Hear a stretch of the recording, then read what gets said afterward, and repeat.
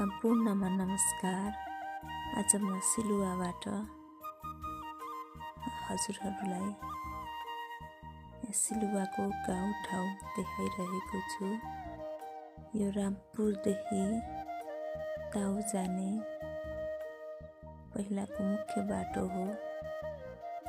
सुन्नमा आएअनुसार